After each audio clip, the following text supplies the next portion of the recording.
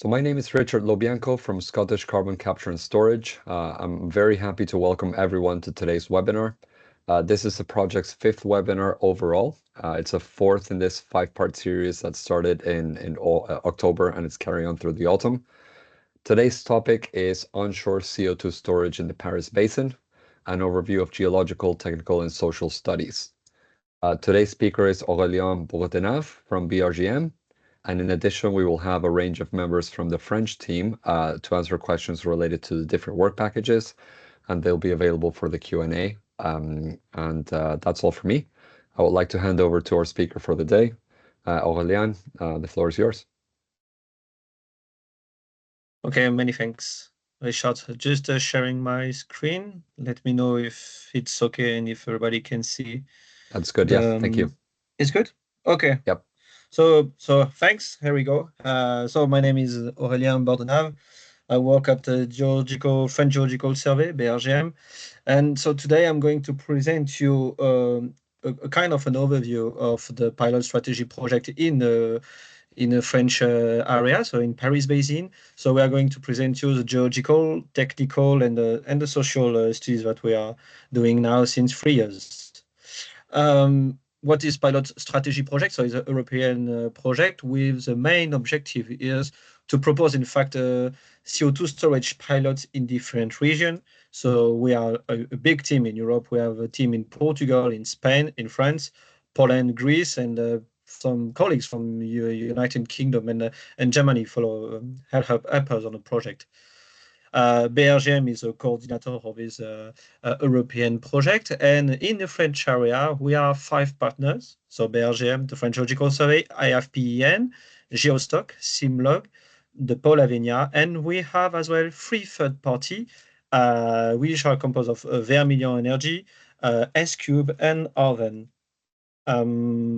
So what is a bit the main objective and the idea is to propose, in fact, a very detailed study on the saline aquifer to see if it's possible or not to propose, in fact, a CO2 storage pilot. The project, in fact, includes all aspects about CCS. We are not just focused only on technical, but as well we want to follow and we want to understand what is a social acceptance, economical evaluation, as well the legal and political framework, and everything work together, in fact, geological, technical, social, legal, and economical to understand and to see if it's possible or not to develop a pilot in a region. So because we see all of these aspects, our project is divided into 7 work packages. So it's going from the characterization of the subsurface, we drive simulation, we work onto the pilot development and safety, and finally on the social acceptance and communication. In fact, everybody cannot work on his own because we are interdisciplinary and we need to discuss for each part of the project together. So is the deal of the WP1 to lead all the different musicians from the group, I would say like that, to lead the project, and they discuss all of them together. So it's a bit what the BRGM is doing. And as you can see below each work package, we have the main partner working on two. If we look a bit about the timeline of this project, is a project spent during 6 years. We started in 2021 and we finished in 2026. So now we are in the middle of the project. So what I'm going to present you today is mostly the result obtained onto the subsurface and the understanding of the reservoir, the static modeling results, and as well work that we have onto the social acceptance, and a little bit as well about the pilot. Because we need to discuss first why the stakeholders, because it's a work we share a lot of work with the population and stakeholders. So the idea is to present all of these results, and in a couple of years we will start the dynamic simulation and all environmental and economic assessment for the kind of pilot. So I'm sorry, I'm presenting just today. I'm only the presenter because we are a lot. So here we go. Most of all the participants that we have in the project, we are over 30 participants, 35 participants. By this slide, I really would like to thank all of them for their contribution. I would like as well to make a little small dedicate to Fernanda, who project leader for pilot strategy leader, and as well the French team. She decided to go to other way. I mean, to work in another place. But I know she's listening to us now. So I really agree as well to thank her. So I'm going to present you the main results. So what I just said before, I'm not going to present you today the main result around communication and safety. We decided with the team to present you what we have in a geocharacterization simulation, the pilot development, and the social acceptance. So here we start the subsurface geocharacterization. So where we are, so we are in Paris Basin, but technically and precisely, we are 60 kilometers southeast to Paris. So the study area corresponds to this area in Nangy. What you can see in orange is the actual oil and gas concession existing in the area. Why this area is we have here an historical, in fact, of reservoir study for oil and gas and geothermal. So we have a large amount of data. As well, we have an important emitter. We have a fertilizer plant which produce over, I think like 300 kilotons CO2 a year. And because it was an old oil and gas exploration area, we have a lot of data, and as well it helps us on preliminary study to estimate storage capacity. And we understand that here we have enough preliminary estimation are enough to propose this site as a pilot site. So the Paris Basin is an intracratonic basin where developed since the Trias different sedimentary systems in Jurassic during a post-rift stage, so quiet tectonic event. We have the development of a large carbonate ramp, and this is a target that we are looking into. So if we see all the sedimentary pile, we are targeting this reservoir named Eau Blanche. This reservoir is well known in the region as a geothermal reservoir. And oil and gas reservoir are the topmost. So we are looking on this reservoir, and in the complex we have as well a cap rock, two cap rocks we consider, in very thick Mars interval named Marne de Massengy, and as well Oxfordian limestone, tight limestone. So here is a reservoir that we target.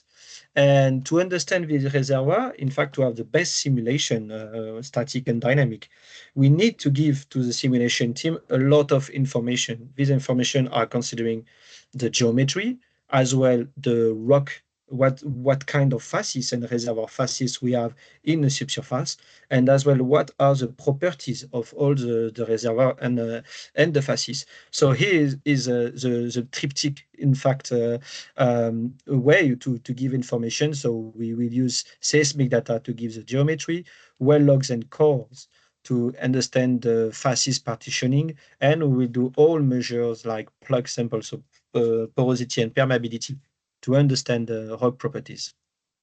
So I will go briefly what I told you. We have an historical data set from the 80s, the gold age for oil and gas exploration in France. And so in the study, we integrate 47 wells that we can see all around the area.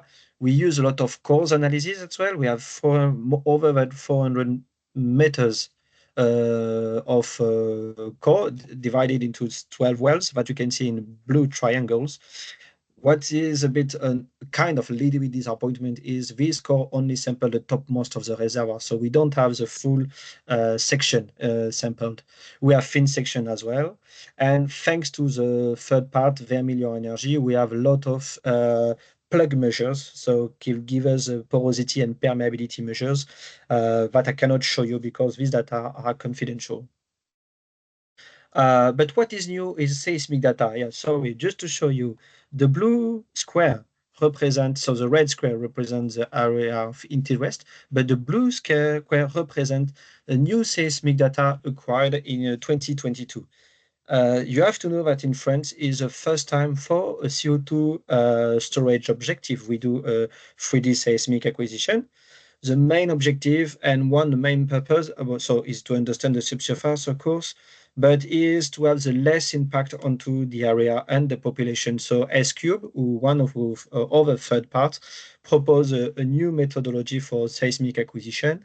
And the other important information as well I would like to keep in mind is for during this seismic acquisition, we involve a lot of the public and the public authorities. We did a lot of meetings to present why we wanted this kind of acquisition, what it looks like, and how will be the potential impact or not on any area. We did a lot of public meetings with like showcase. We come in the middle and show what is the vibrator track and do vibrations. And as well, after discussion with the population, we saw an important thing concerning old drains. You have to know the area is composed of old drains, historical old drains, and we did specific tests onto this drain to show that our acquisition will not have an impact.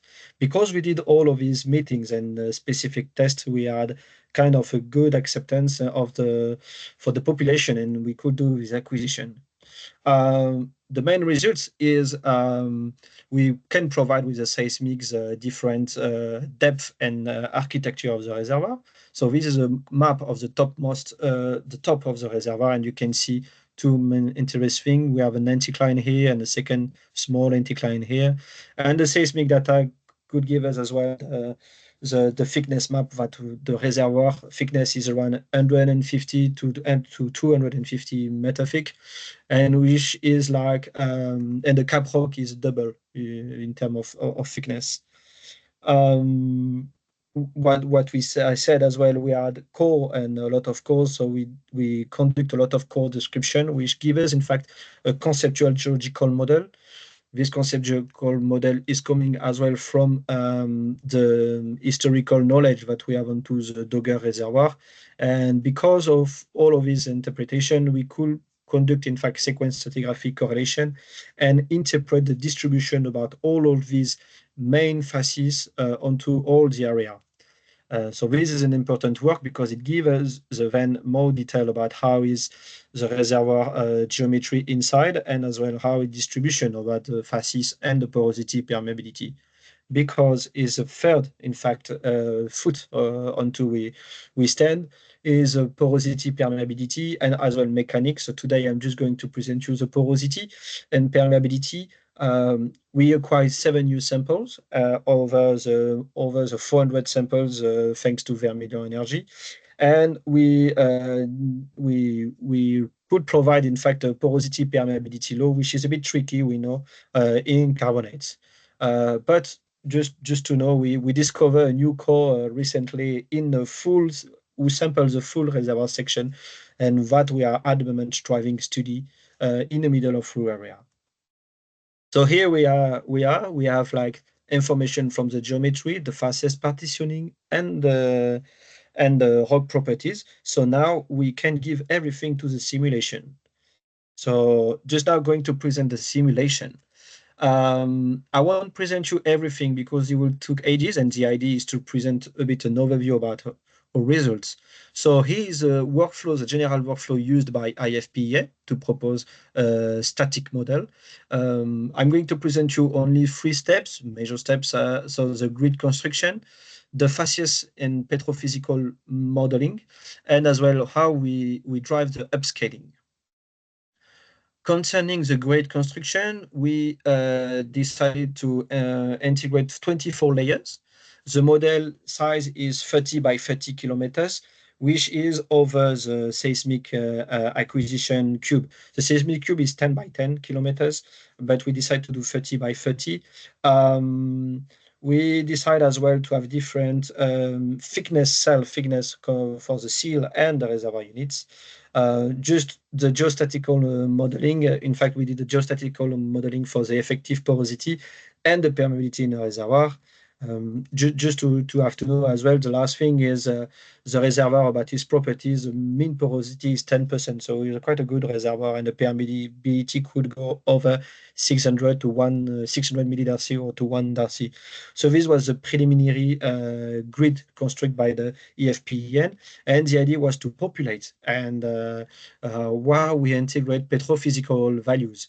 So we did two strategies for the reservoir itself. The lead blanche, we did a facies modeling with a cutoff on 11%, and then we follow all of this workflow.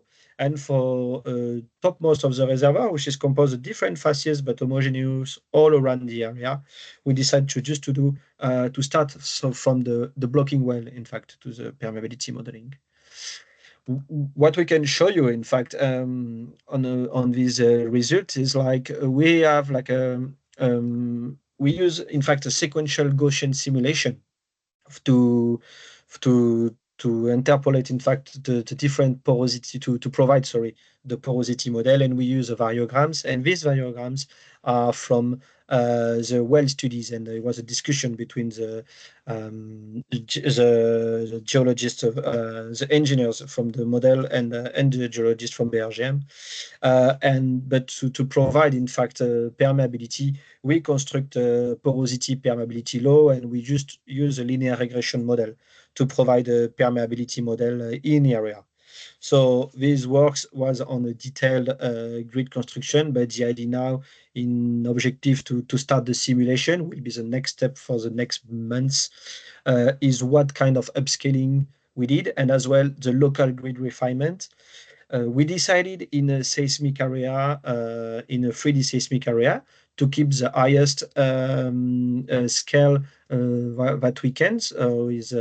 Is a scale from 62.5 meter to 62.5 meter, and then we decide to do upscaling when we are going outside. When we are going away to this seismic acquisition. So as you can see, we have two embedded local grid refinements. But all of his work has been done by IFPEN, and I'm sure they will be happy to answer if you have a specific question about that. The second main result that we have on the simulation is well location optimization. So this methodology has been adapted from Fornell from Alexandre Fornell articles, I think. And we use 7 different parameters in objective to propose a location. These parameters correspond to the static CO₂ storage capacity of a model, the flux factor, geomechanical and geochemical impact, the distance to the CO₂ source, and distance as well to the legacy wells, and surface exclusion area.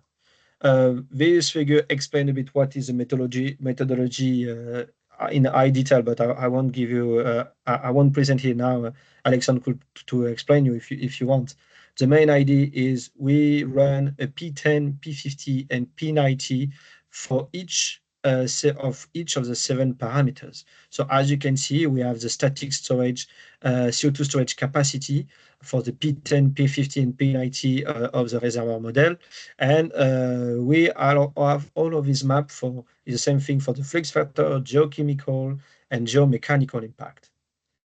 As well, here we provide 3 maps, which include the surface exclusion area. Exclusion area correspond, in fact, to a specific area where we can have like villages or city where it's not really possible to implant a storage site, and the green and the other side are like area where there is a specific reglementation, like CVSO, like industrial place. As well, we have legacy wells in a 10 by 10 area, so we want to avoid to be far as we can of these legacy wells, and we want to be at the minimum distance of the CO₂ source. All of this methodology could propose like a clustering results for each model. So we have a cluster results, and it gave us, in fact, these 2 maps. In fact, so the maps that we can provide on the top is we have 4 preferred potential location for a well site. As you can see, some are really near to the edge of the model, so we don't really want to do that to follow what will be the pressure evolution. And as well, we have 2 other side here. Through discussion with geologists, with people from WP4 for the pilot development, we propose that this area could be a good location. So here, just an example about in a static reservoir model with permeability is a P90, I guess. You can see where could be the potential area for the injection. Which is interesting, in fact, is all of these results from WP3 are used for the pilot development. When we think about pilot development, what is it? It's like first, which scenario we want to pick in a Paris Basin. Here is 5 different scenarios for a pilot. So what was the main objective that we have in head? For us, we want to, and for us, the best idea is, after discussion between all of the members of the team, is to propose a pilot fast track, in fact, with the development of a minimal cost. And the objective is to prove the technical feasibility.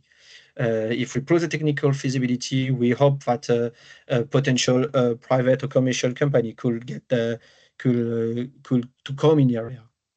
Here is a bit the detail about what is a scenario 1, and in this scenario, what we think about where will be the CO2 source, what kind of transport we recommend. So we prefer in area the pipeline to minimize, in fact, the impact onto the area.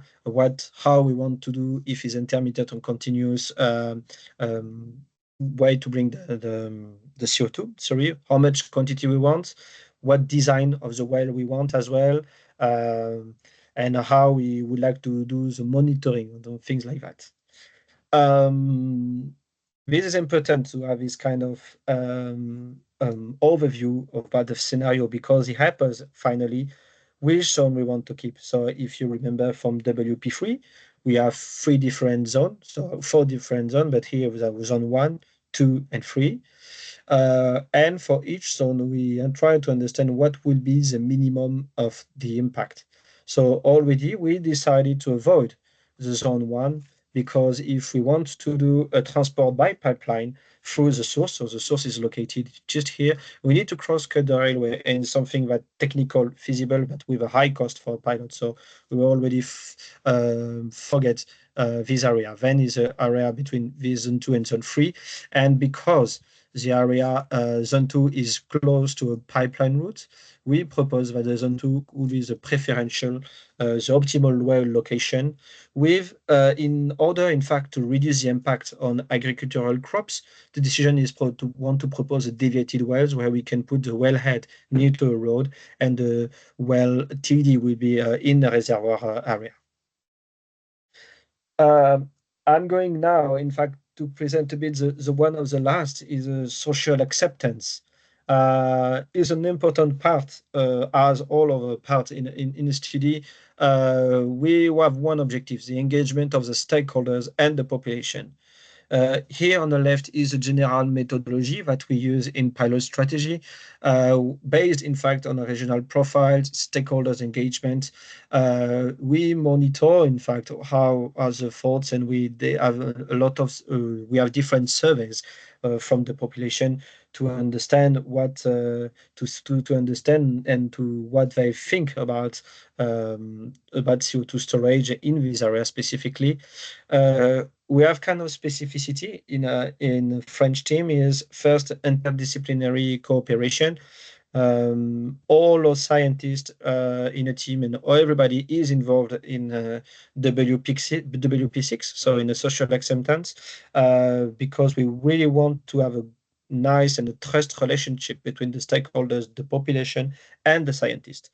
As well, through all the project life, the territories, there is an evolution of the territory about the emitter, about as well what is happening in France concerning CO2 storage. So we adapt, in fact, all the study and all the way of think and objectives depending about the territory evolution.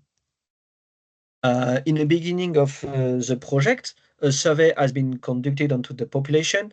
If I can present you the preliminary result that we have, in general, we have a global acceptance about a CO2 storage solution in the area. The 2 key reaction is the social recognition and the pride about their territory are in fact a solution for CO2 storage, which will be an impact in fact on climate, which is on the climate change. I mean, like, it will be a climate change mitigation. We notice as well the role of the project to be integrated in the territory. Most of the time when we have discussion about the population and the stakeholders, is the project is accepted because we took in consideration the historical fertilizer plant for the CO2 source, and is not a source CO2 source coming from, we can think about Paris plants or like another place in France. We have a lot of negative feedbacks if in the CO2 will come from another place. So we can see how an acceptance is really linked, in fact, to the territory and not just a general national way of think. Just to know as well, we will have another survey will be done at the end of the project in objective, in fact, to see if there is an evolution or not. So this is the preliminary result. The second result is we started a bit since the beginning of the project to have a survey of how are the local, regional, and national press or communication related to the pilot strategy project. So we can see that we have like a different momentum. The first momentum is in beginning in 2022, where in fact we started the seismic acquisition. In green represent how from a point of view is like positive for the project. In red is like a negative for the project, and in orange how is like between good and bad. I mean, you see what I mean.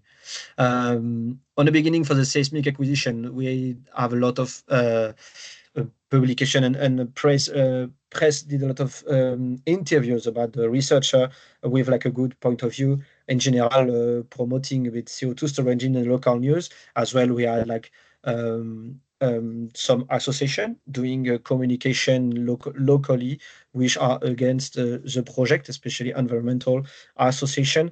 I don't know if they are part of the stakeholders. I'm sorry. Maybe Claire could let us know. So this was the beginning during the seismic acquisition because we are on a territory and we were visible. The actuality in 2023 is the emitter had some troubles and had to stop a bit their production. So it had an impact onto the employees and employees and I mean and in the area. So we have a kind of communication more related to regional and national press. But what is mostly important is 2024 in June or July, the government decided to do some announcement about CO2 storage and decide to put around the table the people involved in the CO2 storage from emitters, transport, but as well people who can, or company who can do CO2 storage. So we had a lot of communication and this rise up a bit the subject about CO2 storage and consequently pilot strategy in a national and specialized press. We have to say as well, like a private company made some communication about their objective to propose or to submit a permit in the area for CO2 storage. So a lot of communication as well in specialized review.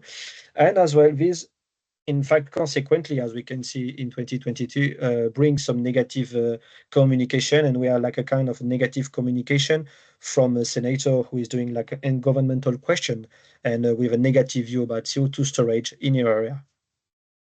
The last part is a citizen and stakeholder engagement. In French region, we organize two important meetings every year. One is an open doors. Every year we put around the table all the population who want to participate. As you can see, it was last open doors where we put different person stakeholders and open and population to we want to know where feedbacks like concern and perceptions about CO2 storage in the area, and we present them all the main results that we have. The second meeting is a regional stakeholder committee, which is more like a specific discussion about what are the main results. We go more in technical way, but as well these GRAT, so we name it GRAT, it helps us, in fact, sometimes to conduct.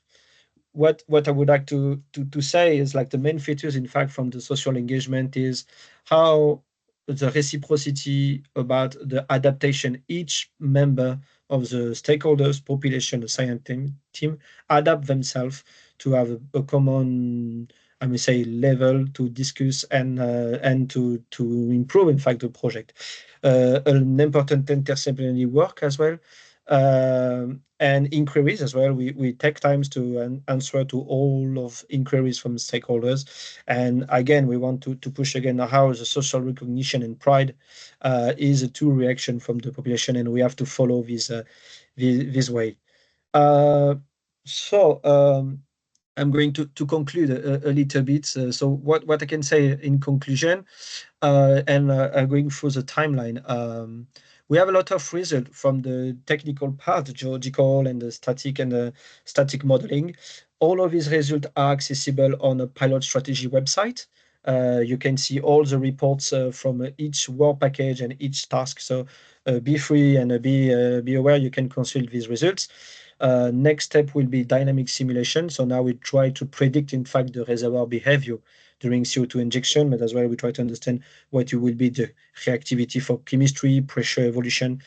As well, we want to know to develop a little bit what will be the environmental and economic impact of the pilot if we do a pilot in your area, and as well every time the risk assessment. So we still have a lot of work to do, and I would like as well to thanks, in fact, again, all the members of the team for the preliminary result, and I already would like to thanks because I know that we'll do a good job for the next part of the project.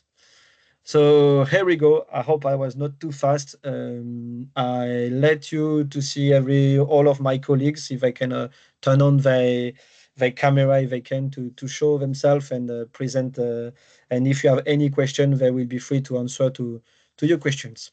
Thanks a lot.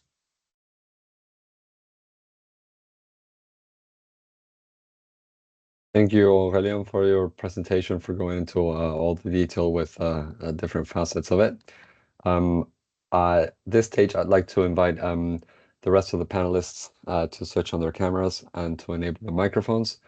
A reminder that we'll move on to a Q&A session in a moment. You can at any point still write text questions if you prefer using the Q&A. If you prefer to ask your questions, please raise your hand using the hand raising feature. What I'll do now for all attendees is enable their microphones and their cameras if you want to speak and show yourself. Please be mindful of the conversation and keep your microphones muted unless you're asking a question. But microphones and cameras should now be available for all attendees. In the meantime, as some of the questions start coming in, I'd like to just share in the chat a few things related to things that Aurélien touched upon during the presentation. First of all, I'll put a link in the chat to an article we featured on the Pilot Strategy website about the seismic acquisition survey. And there's a video related to it as well. There's also the results for each work package that Aurélien was mentioning. A second link on there is directly to our website for the results page that you can explore. And finally, one for me, a shameless plug about the last webinar in this series will be next week, focusing on Spain. So I'll put the link in the chat to that as well. Hope to see you all in that.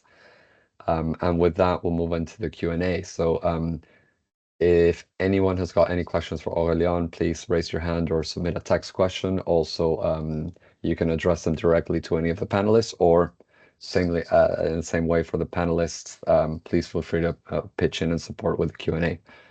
First question just come in. Which method did you use for the... I'm not sure what they refer to. Is that FASI's modeling step? Aurélien, if you can see the Q&A panel as well, if that makes sense to you. Yes, maybe Sarah?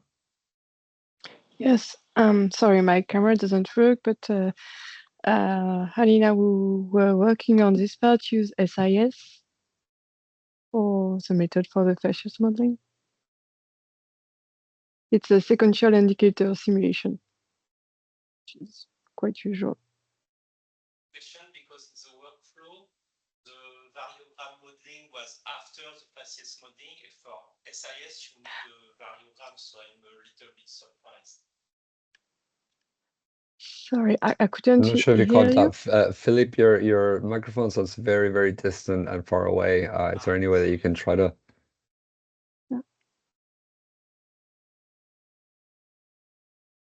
It just means that we'll give him a moment. Hopefully it's something he can sort out.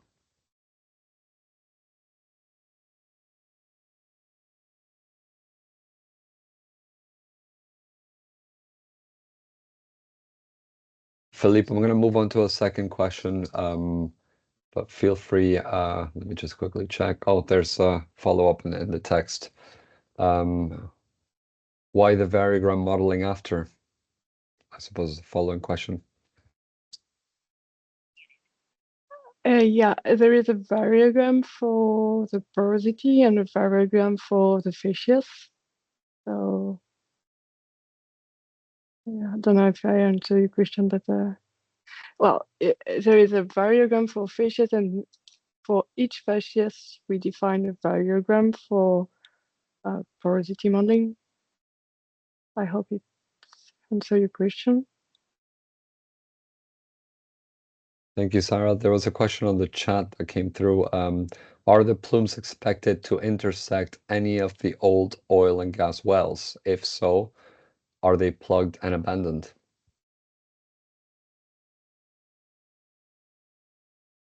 I can say, yeah. Just the way the wells are plugged and abandoned. This is the information. And concerning the plume, maybe Saline can let you answer.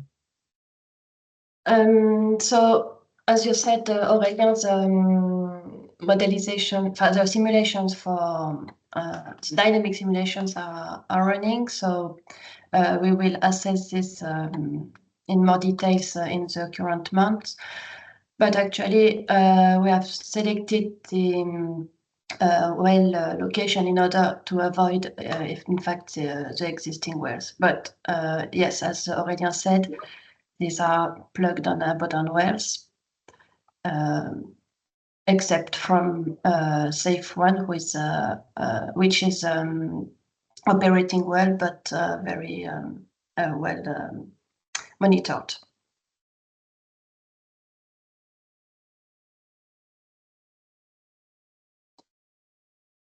Thank you. And another question, do you have a vision for upscaling from pilot to full-scale commercialization? I want to, Audrey? Oh, sorry. Sorry. Sorry, the question was, do you have a vision for upscaling from pilot to full-scale commercialization? Sarah probably can answer to this question.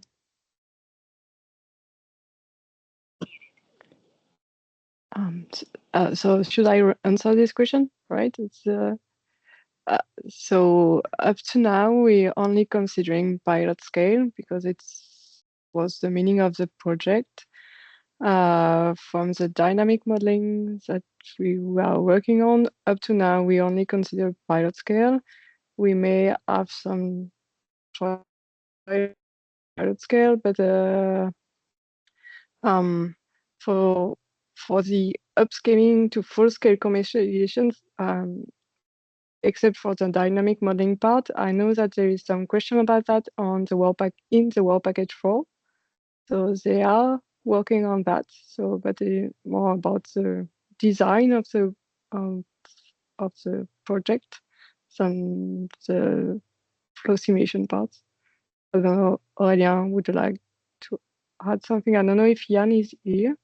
Yann Le Gallon, No, working. unfortunately, Yann is not here. So I don't have, we are sorry, the person in charge about the work package for the pilot development is not here today, unfortunately. So it's a bit hard to answer to some questions. But I can follow just, no, go ahead, I think. Sure. Okay, thank you. There's a hand raised. Fernanda, if you wanna speak. Hello. Very nice to see you. I'm very happy to see you. Thank you, Aurélia. Thank you, Iselina. I think to let you know, everyone here, is Sequestra is a startup where I the company that I joined. And this company requested a permit, exploration permit in the area.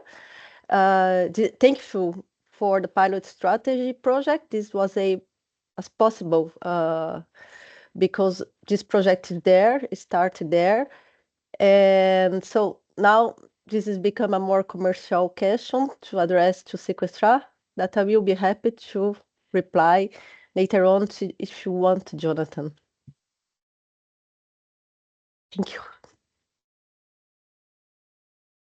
Thank you, Fernanda. Another question we have, to what extent has containment risk been included in the assessments, and especially from legacy wells?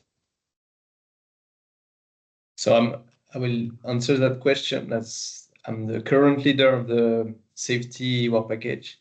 So it will be eventually taken into account, especially the legacy wells. It's probably our main risk because, as you see, the risk from the, let's say, the geological risk are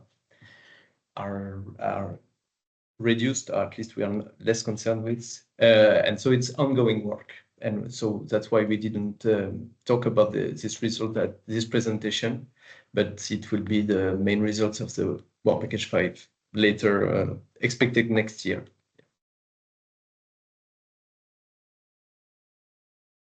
Thank you, Thomas.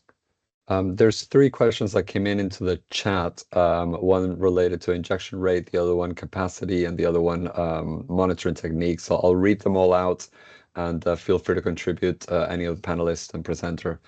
So the first one is, at what injection rate will you start with and later scale up to? The second is, what capacity of CO2 storage do you expect at this stage?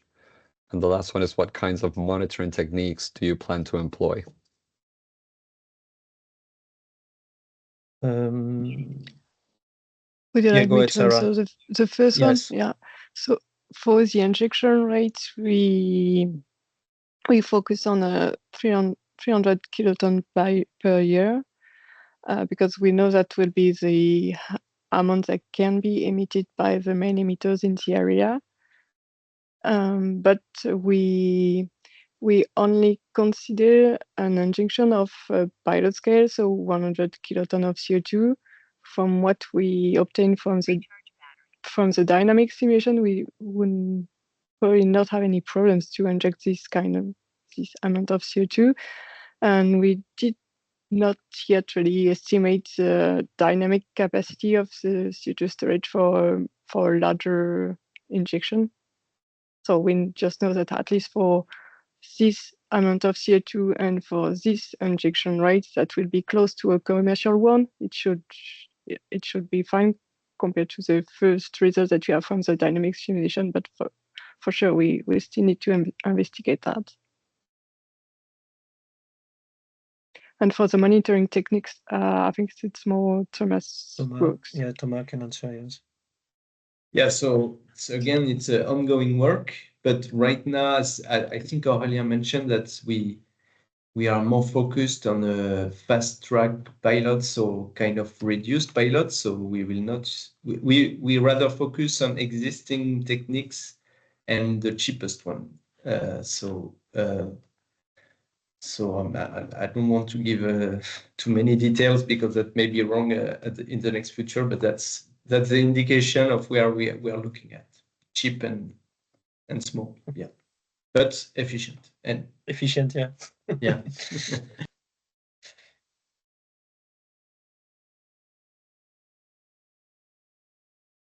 you. There's one more question that's come up in the chat. What is a reservoir depth and its average temperature? Will the injected CO2 temperature be close to the average reservoir temperature? I can answer to the first one. Sure. So depth for the reservoir is between 1,800 to 2,000 meter depth from the surface. The average temperature, maybe I will say something on, and I guess it's like around. No, Sarah or Audrey, do you know exactly the temperature of the reservoir? Yes, You need to know. around 60 degrees. Okay. Yeah, 60, 65. for the injection temperatures, up to now, we don't know exactly at which temperature we will be able to inject CO2. At least we need to consider a supercritical CO2 temperature, so at least 40 degrees, that's for sure. But it's still something that we are discussing the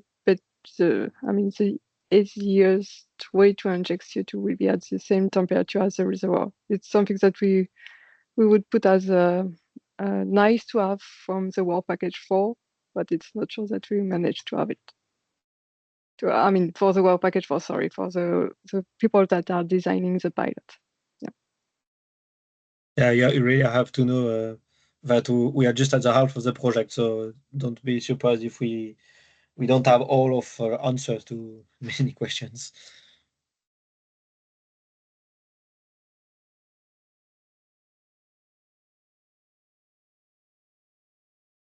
Thank you. We still have time for a few more questions, so please, again, feel free to use, well, many of you have been using the chat or the Q&A. They work okay. There's one more question coming up in the Q&A. Will you be running injectivity tests on the well before CO2 injection begins? Maybe I can answer. I think it's WP4 question. I will try to answer for Jan. We are at the moment discussing about what will be the design of the well and what kind of measure we would like to do onto the well. At the moment, it's just like a project, so we think that we are a lot of money, so we ask a lot of things concerning the pilot well, coring from the caprock, coring the reservoirs, and well, we want to do at least a DST or with Packer DST to try further reservoir dynamic a bit. So I don't know if I'm answering or not to your questions, but it's at the moment something that we are thinking about what kind of different tests we can do on the well before to do an injection to provide all the recommendation for a person, maybe like Sequestra, going to start a pilot in area.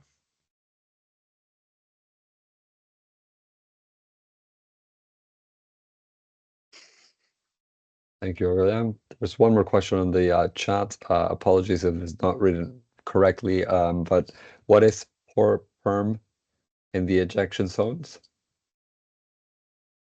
Sarah, you want to answer to this question or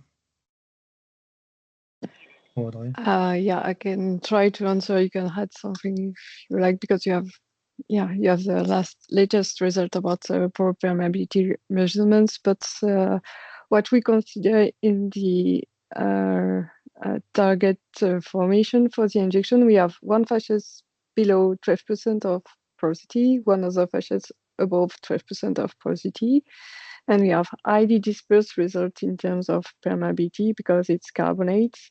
So in our we have an average of permeability around 100 millidarcy for the best fascias, so above 12% of porosity. And mainly it's between 12 and 25% of porosity. And if I follow after Sarah, in fact, is what we try to say. We discover, so this is a kind of working on all the oil and gas exploration area. We discover a core which, in fact, samples the full reservoir. So as I tried to explain, the reservoir itself was an old oil and gas target, and mostly also of the time, the topmost of the reservoir was sampled, was cored, not the full section about the saline aquifer.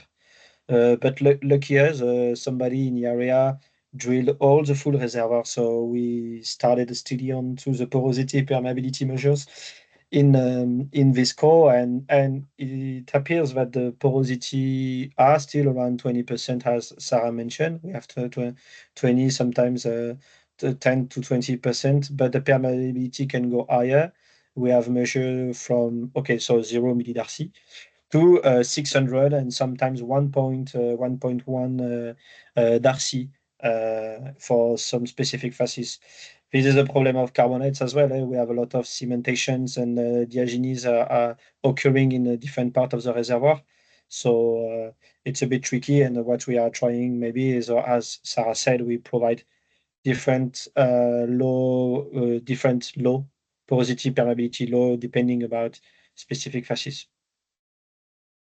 And just the last information as well, sorry, but we have a DST done on this well, which gave us like a transmissivity close to 100 Darcy. So we have to look at and try to understand what is happening, if it's like kind of hyperdrone or something like that in a reservoir. Thank you, Aurélien. There were a couple of follow-up questions to the previous one. Will there be separate test and injection wells, or will tests be done on the injection well before operation begins? And a second question from that, what is the resolution of the seismic data? Will there be separate test injection wells, or will tests be done on the injection well before operating? For this question at the moment, I don't know who can answer to this question from the team. Somebody, maybe Thomas. No, but in general, we're looking at the cheapest option. So to answer the last question from Adeline, we plan to, currently the plan is to drill a new well for this pilot phase, but we would prefer to drill only one well. We consider as well a monitoring well, but we may not enter the reservoir. So the test that we will do will be on the injection, on the planned injection well. And so I think I answered two questions at one. But you can answer the resolution of the seismic data. Yeah, for the seismic resolution, we are 20 meters.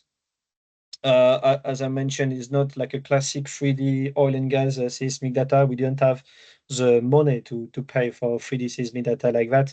So SQ proposed like as well, like efficient but cheap solution for the seismic acquisition. So it was a new one, give like nice data, and we use like around 20 meters resolution. So at the moment, we didn't identify any fault going above 20 meter resolution as well. But just this resolution depends a bit where we are in the area, because as the picture I show, geophones are not well spread everywhere symmetrically in the area. So some area we have higher resolution compared to some others area. We have kind of teeny gap.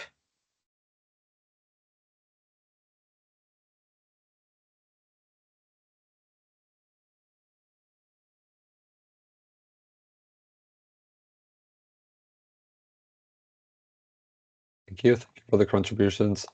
We have just over 5 minutes. I think we should have time for a couple more questions if there's any that come in. So I'll just wait a few minutes, see if we have any additional questions. We have an audience that might be a little bit shy for asking verbal questions, but again, you're welcome to raise your hand if you wish to ask a question directly.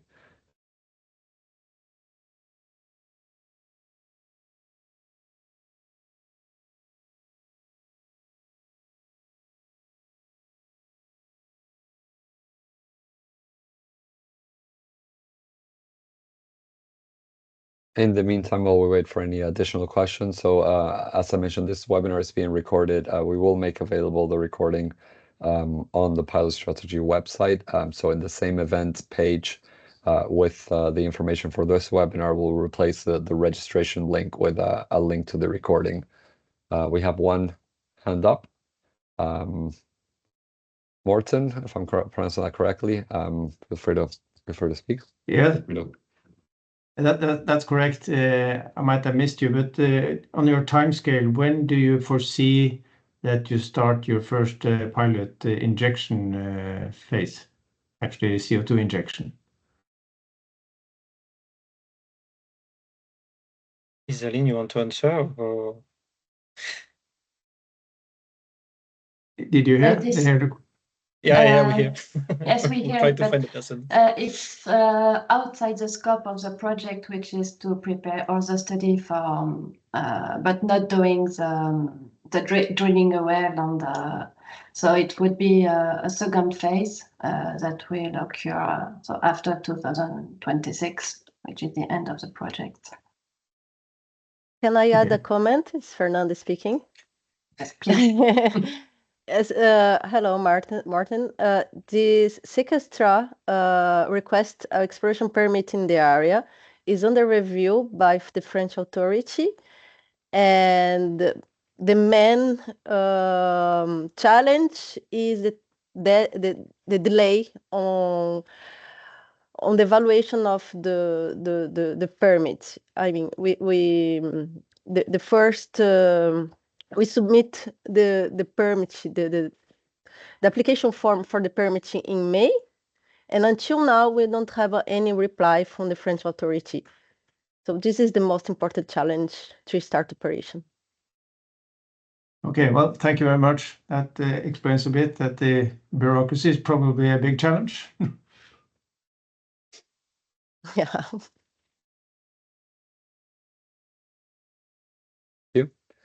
I think we should have time for maybe one more question or maybe a couple of their short ones. So again, feel free to use the chat or the Q&A or raise your hand.